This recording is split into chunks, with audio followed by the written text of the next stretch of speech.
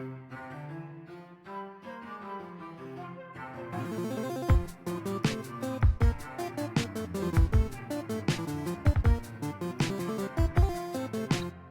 is now my great pleasure to introduce our guest today, fresh off his big win in the Democratic primary just this week, presumptive governor-elect Phil Weiser. Welcome back to the Get More Smarter podcast. It's great to be in the house with you guys. I got to say, you called this race in a way that few did. Thanks for believing in me. Well, it was obvious to us. It seemed obvious. So, well, how was your week? I don't think I've had a week ever quite like this.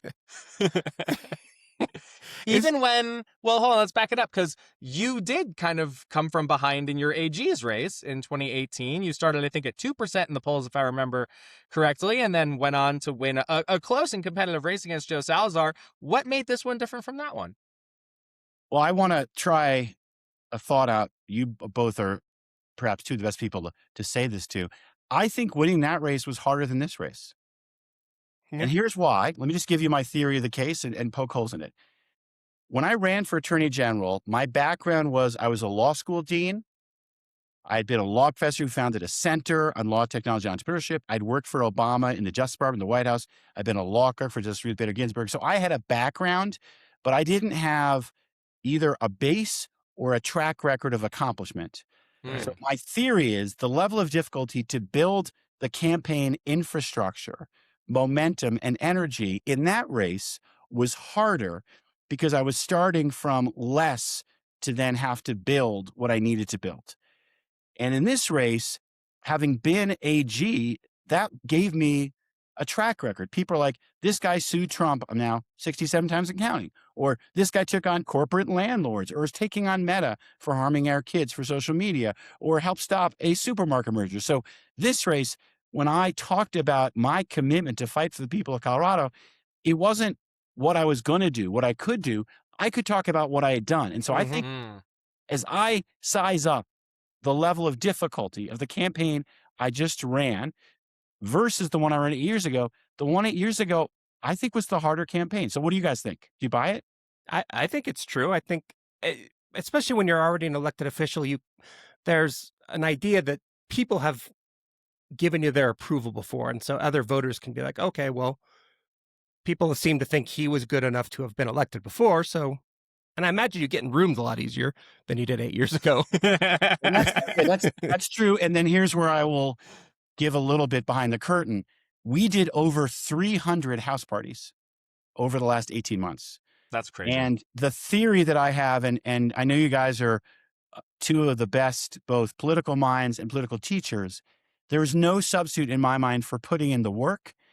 And what I would say is at every one of those parties, my goal was to win supporters, to pull donors into our team, and then convert people to evangelizers. That was the real win. Think about, like, I think it was Malcolm Gladwell had this theory about connectors.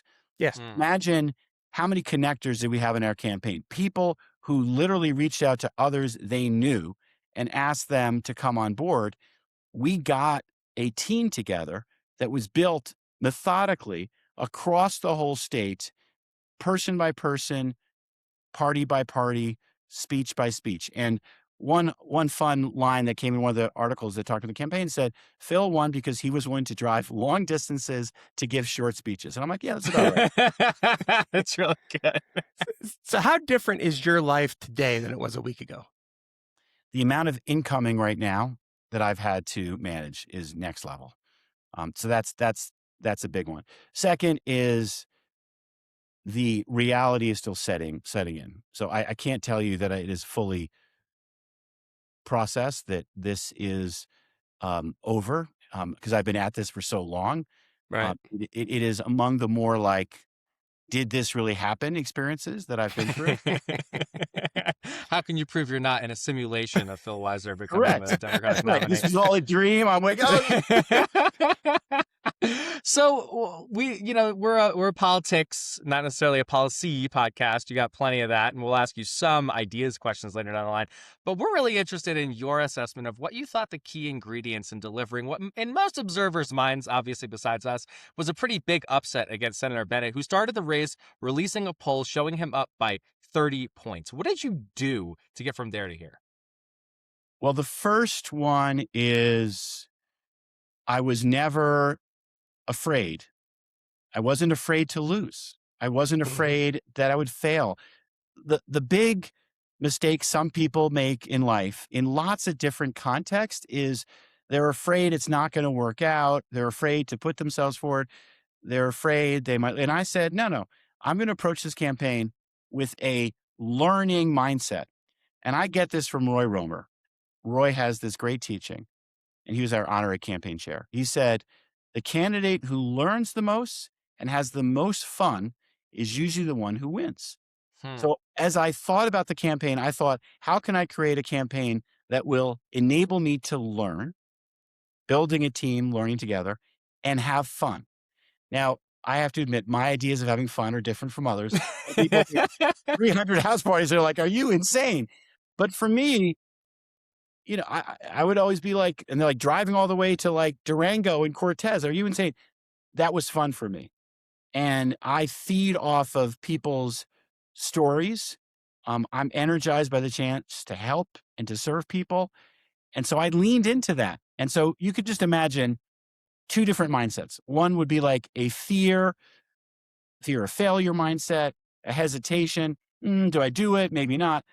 But then there was this other mindset I had. I'm going to call it a growth mindset, which is, hey, this is an opportunity to learn, to grow as a person, to have fun with it, and to trust the process, that if we do it the right way, we'll get to the right result.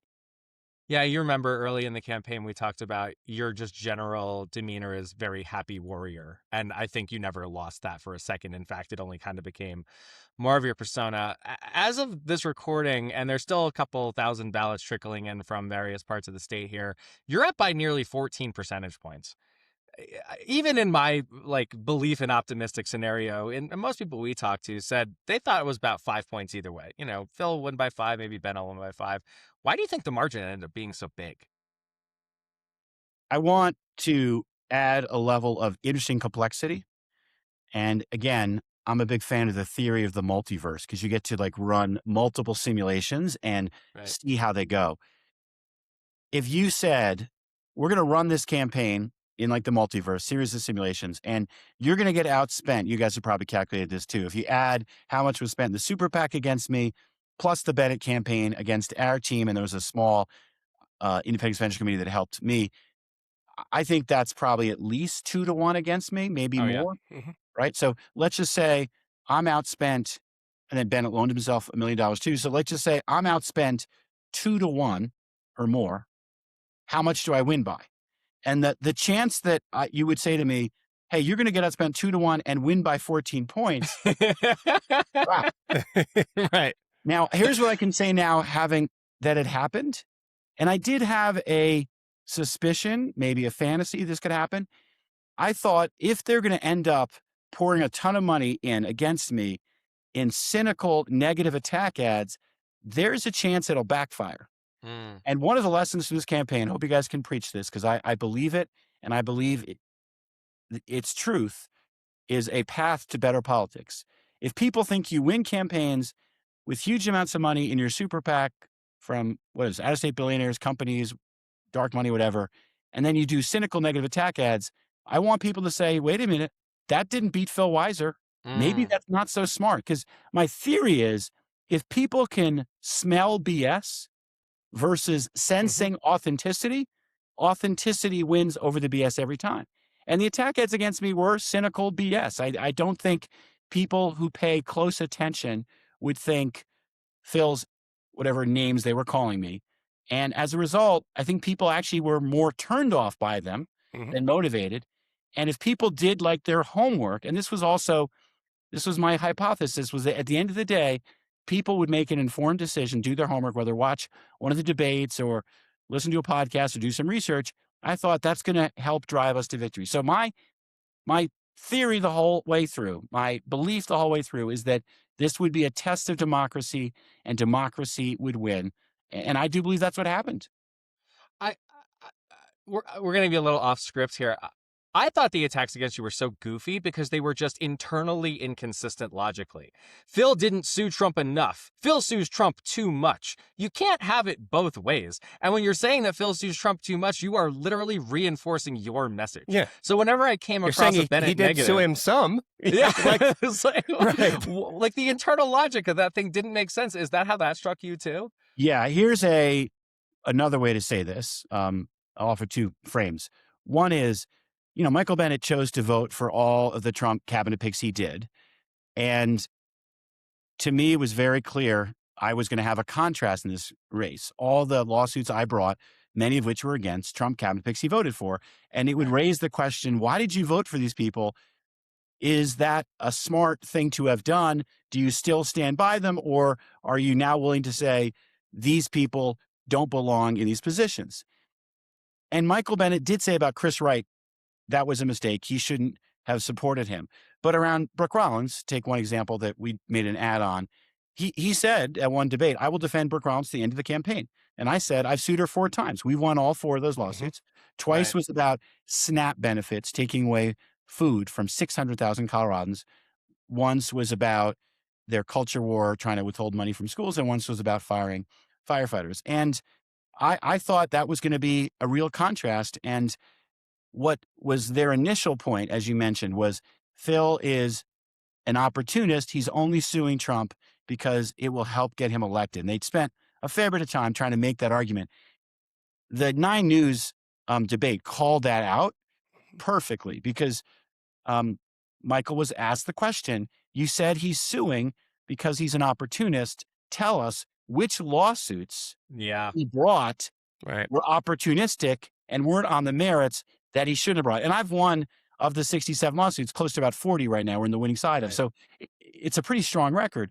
And Bennett had been asked that question 2 months earlier by me at a different forum when he made the same criticism. I said to him, if you think I'm being an opportunist, tell me which of these cases do you think I brought for political reasons, not the merits? And he couldn't answer it in the first forum. He couldn't answer it on 90s 2 months later. So to your point, and this is another lesson, when you're going to criticize someone, when you're going to make a critical line of argument, it's really important you can back it up, because if you're making it and then you're making literally, like you said, a contrary argument, or you can't back it up, I think it hurts your credibility. Take us back to Tuesday night. When was the moment for you where you thought, holy crap, I'm going to win? Well, I did believe the whole campaign. And Sure, but I mean, when it set in, like, this is happening. But literally it set in when the returns started coming in and I saw how much I was winning by in Denver. And there had been a prior poll that was released the week earlier that had me winning Denver very decisively. And that's something I'm still reflecting on. And what I would like to think is Denver's my home. I've spent a lot of time here. A lot of those house parties were in Denver.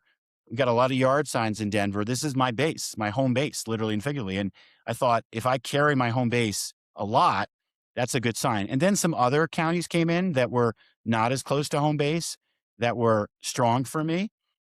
And I thought, okay, this is looking really good. And what was wild is from that moment, call it 7:15, to when the race starts getting called, there was not that much time between the two. And I've now been through this 4 times.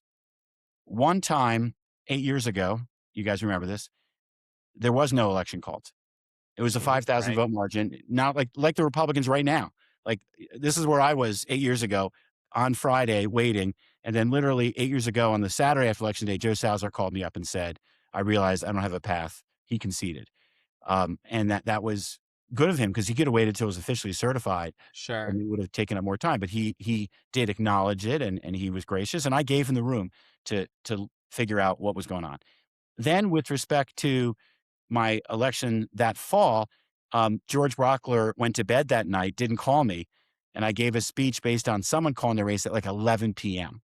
So it wasn't a great experience waiting until 11 p.m. This last reelection, 2022, I think it was like 8:30 that I knew. So this was the soonest I had known. That's and wild. I wouldn't have guessed that. Right. Yeah, I had the privilege of attending your party, as you know. And when I walked in the room, I got there like on the earlier side because I brought my 6-year-old with me and wanted to make sure he got a spot.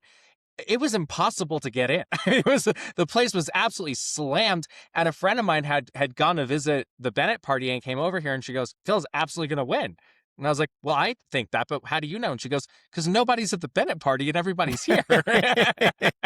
Well, and listen, that is, for me, the way I wanted this campaign to be. I wanted our campaign to be about the people of Colorado, listening to them, building a people-powered campaign.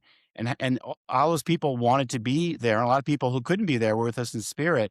There was a ton of energy in the room, a ton of excitement, and that will be a peak moment in my life. Were there any results from other races on Tuesday that caught your attention more than others, obviously, besides your own? I'm digesting the whole story. Here's a question for you, because the Secretary of State's race, We were I just talking about this before I you didn't came on. know Yeah. I didn't know what to think. And I have to say, I am so grateful that I was able to have enough time, enough ability to build a financial base, a people base. We ran a campaign that got my name, got my message out. But when you're running for, even me 8 years ago, AG was tough. Secretary of State's even tougher. You're in a competitive race. I'm not sure I know how I would advise someone to win that sort of race. So I just didn't know that race. I didn't know how it was going to go, because it was open race, two people both running hard, and I've not even fully analyzed the results. So that one, I was Yeah. just uncertain how it would go.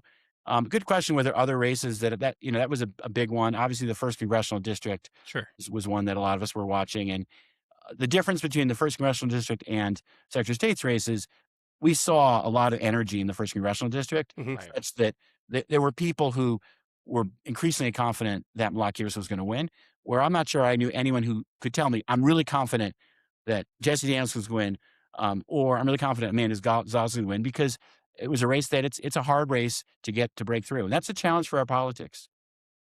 We were asked earlier this week what impact Governor Polis had on the primary. I think particularly his decision to commute the sentence of Tina Peters. Do you think it affected the outcome at all? Yes, I would say, and it's interesting, the conversation that many people have had. Some people have tried to say, why did this campaign have so much discussion of Donald Trump? Shouldn't you only be talking about Colorado specific issues? And you've heard that from different people. Mhm. The honest answer is the people of Colorado are angry, Yep. they're afraid, and they're worried, because Donald Trump has mistreated, intimidated, and attacked Colorado in repeated ways, either because he said he doesn't like our mail-in balloting system, or he doesn't like that Tina Peters was in jail. And Coloradans have to make a choice when they pick a governor. Are you picking someone whose track record, whose mindset is, I'm not going to bend the knee, I'm going to fight against lawless bullying? Mhm. And as you think about that issue and its salience, it was already very much in the water. People were already worried about this. And I, as I mentioned earlier, had a good contrast I could tell. But after the pardoning of Tina Peters, it just brought that point home, which is Right. there are two big responses. And you've seen governors across the U.S. with a range of responses. You've seen J.B. Pritzker when they were talking about trying to send in the National Guard, or in Minnesota, basically saying, I'm standing strong for the principles we believe in. I'm not going to bend the knee. I'm not going to give in to your pressure. And there are AGs who have made that message clear. When you pardon Tina Peters, who had been the cause of so much of this intimidation tactics and bullying, whether or not that was Jared Polis's motivation or not, it has the appearance that what you're doing is giving in to a bully. Mhm. And I have said this over the course of this campaign. You don't give in to bullies. You don't bend the knee, because then they can think they own you. And Colorado is an independent minded state. We want to conduct our elections how we want to. We want our criminal justice system to operate how we want to. And the thought that Donald Trump's going to tell us what to do does not sit well with voters. This is interesting. I hadn't thought of this until right now, and I promise I'm not blowing smoke. Between Polis and Bennett, there's a lot that you can say about them appeasing the administration. you can't say that about you at all. Like, there's not a single thing I can think about where it's like, oh, well, Phil tried to work with them this time on this thing. Like, the second he got sworn back into office, your position was, we're going to fight this like hell every step of the way. And I Well, think that must have helped, right? Yeah, one small caveat I would say, which is I am not going to tolerate this administration's BS or bullying. Mm-hmm. There are a few occasions, I've had this, for example, with like the Google antitrust case, where they're Right. operating on the level. But by the way, on the Ticketmaster case, they dropped the case for very suspect reasons, and we pursued Ticketmaster Live Nation without the federal government, and we've called out the federal government's behavior as corrupt. So I want Coloradans to know this.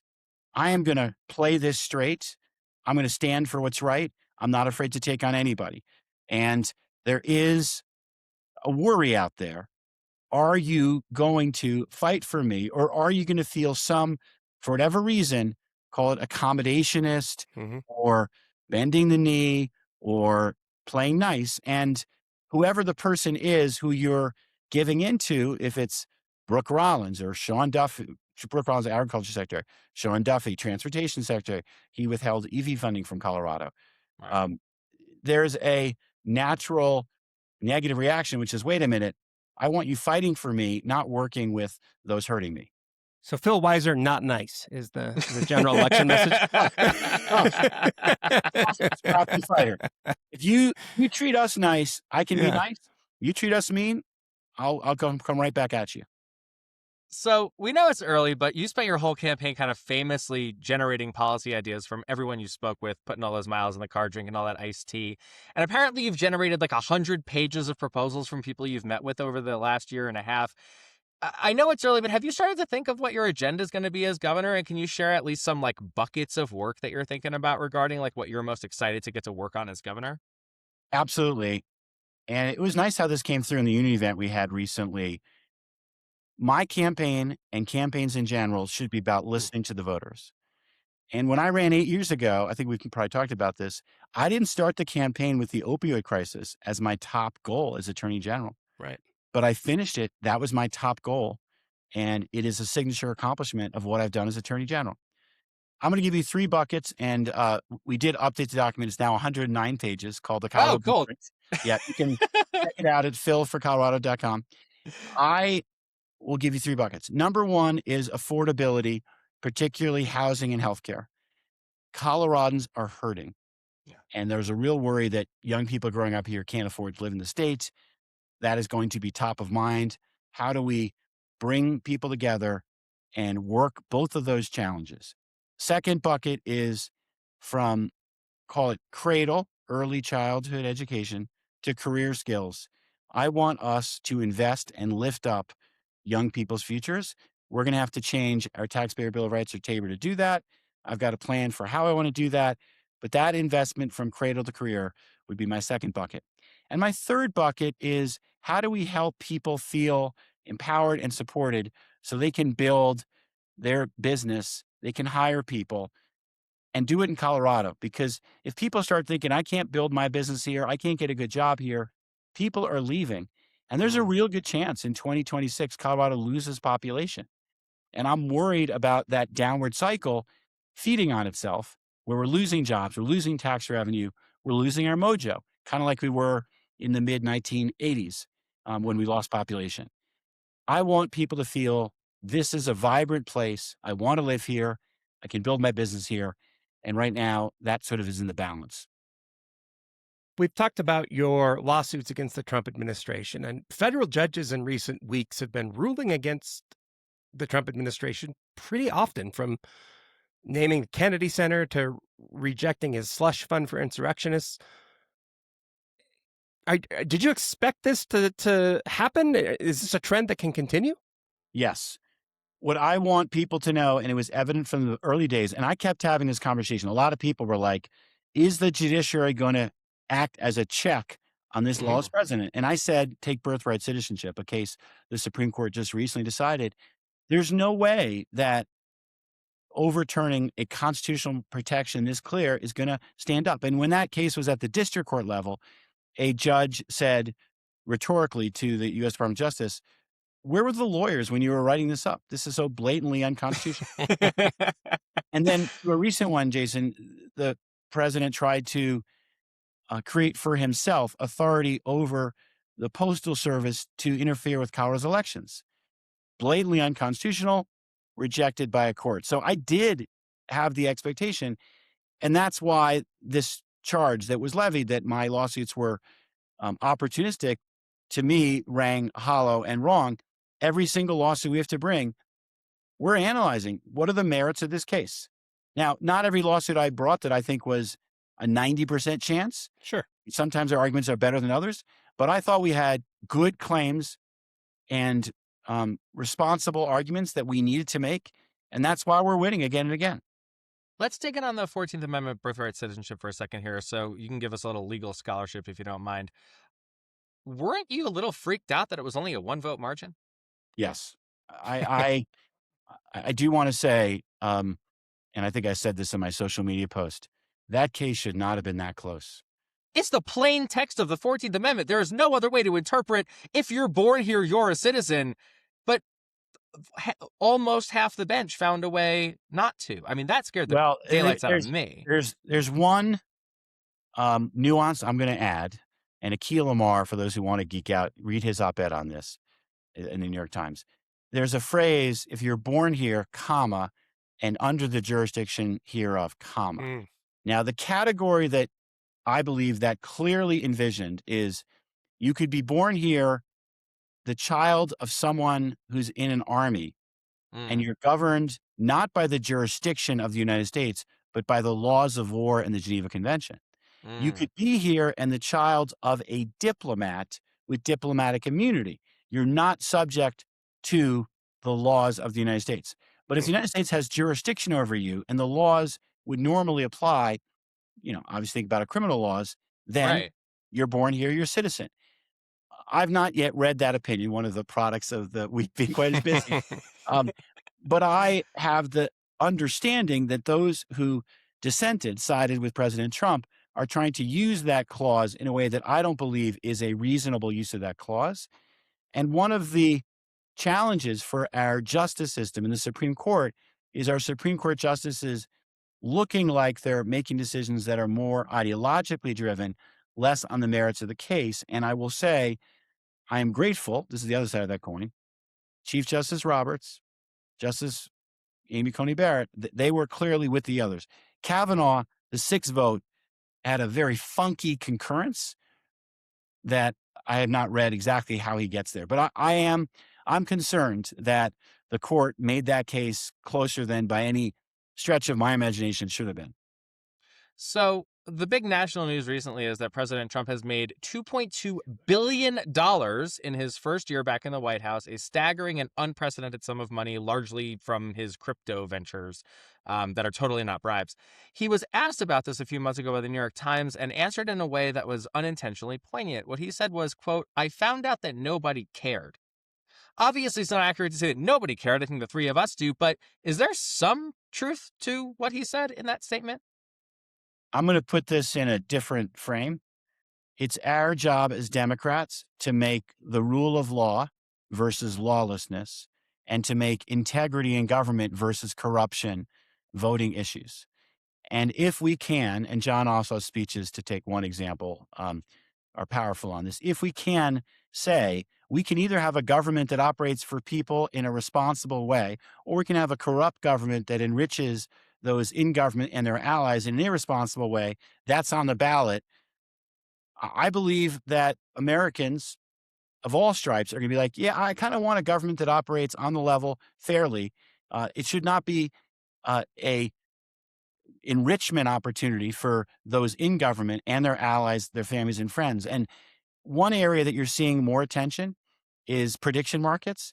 If people in government, for example, are placing bets on prediction markets based on their inside information and getting rich off of their insider knowledge in government, talk about like beyond disgusting.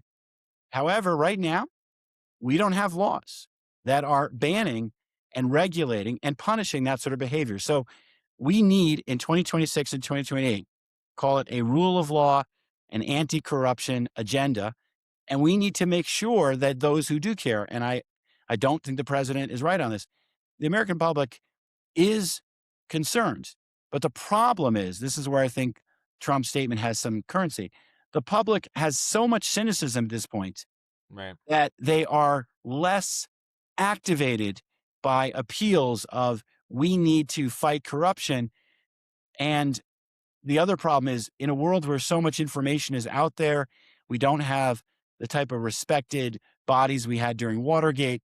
I'm not sure the staggering amounts of corruption, of enrichment, and of just gross lawless behavior has gotten out there. Besides making the case, which you just did very strongly, is there anything Colorado as a state and you as governor can do about the sort of rampant corruption that's happening on the federal level? We can be, and I use this quote hundreds of times in the campaign, we can be an island of coherence in a sea of chaos.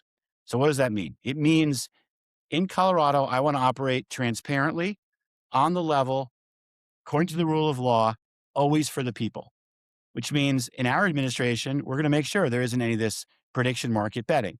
It means that we are going to take seriously that we're stewards for the public and that decisions are made for the public, not for the enrichment of friends, family, political patrons. And one of the benefits of having won an election where my base is the people of Colorado, I didn't get elected on special interest money or on different people anointing me. I got elected because I went to the people, we built a people-powered campaign, and they said, you're the guy we want. That sets me up to govern in a way that my true north is always what's best for the people. We're going to do this the right way.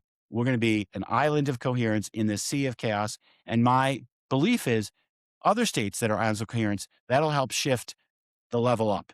And that's what we need. States operating in a responsible way where people feel like they're the ones who are being fought for, not others who are getting enriched at their expense. All right, let's put this to the test then. You're fighting for Colorado. You're a Denver Nuggets fan, a season ticket holder. There are reports that LeBron James is considering signing with the Nuggets. Make your pitch. Well, let's first say, LeBron, if you're watching and there's anything I can do to help make this deal a done deal, let me know. What I will tell those who are fellow Nuggets fans is in Colorado, we really root for each other. We really operate as a team. You will be loved here, embraced here, and you will get to elevate basketball in a way that is an historic opportunity. Jokic is such a special player. And what I love so deeply about Jokic, it's all about the team. And LeBron is now at a place in his life, he wants to win the right way, period. And if him and Jokic are on the team together, winning the right way, it's kind of like the way I ran my campaign. That's what I want. I want it won the right way. And the Nuggets can do that. LeBron can be a part of it. And it will be a sight to behold. And life is better here. And LeBron, again, this is the place to be. Come join us, Mile High. You heard it here first. King James, welcome to Denver. All right. How do people get involved with the campaign if they want to volunteer, donate, get involved with the general election, send you their ideas, make that 109-page thing, 130-page thing? Well, let's just be clear. I do have a general election. We're not yet 100% sure who I'm running against, but I get you guys may have already called it. Have you called it yet? Yeah. We think it's Marks. Yeah, we think it's kind of over. So Coloradans will get to know Victor Marks. And for those who have concerns that our politics have moved more into performance art, I think it's fair to say we're going to have a difference in this campaign. I'm going to be the serious person who focused on solving people's problems and governing. And I will be competing with a level of sort of, I don't know what you want to call it, unconventional tactics that are beyond the law. I already got asked once, have I killed anybody? And the answer is no, for the record. It's nice that you know exactly how many bodies. You didn't have to pause. How many people should you kill should not be a question that causes you to have to think for a long period of time. But alas, here we are in a different world. I need Colorado taking this race seriously, getting engaged. Our vision is, as you guys have teed up, is to get a mandate for governing. So first, please read that 109-page Colorado blueprint. Tell us what we missed. We have a button for you to give us feedback. We've already done multiple versions of it. We'll be doing more chances for you to get engaged. Give us feedback. Obviously, people can buy merch if they want to represent. I give my wife huge credit. She was the big advocate for the merch store. philforcolorado.com/store. You can volunteer. You can donate. We're going to be leading an effort on behalf of the whole ticket, obviously turning CD8, CD5. Colorado Springs is increasingly in striking distance. We got a lot of work to do. And I want to do this work as a team. I want people to be engaged. I want this campaign experience to help advance people's future. For young people, we have a fellows program. We'd love to get involved. There are lots of ways you can show up, be a part of this. Please join us at philforcolorado.com. Phil Weiser, the Democratic nominee for governor of Colorado. Congratulations. That sounds pretty good. Thank you. Thank you so much for coming back to the show. And congratulations, man. Always here for you guys. We'll take you up on it, man.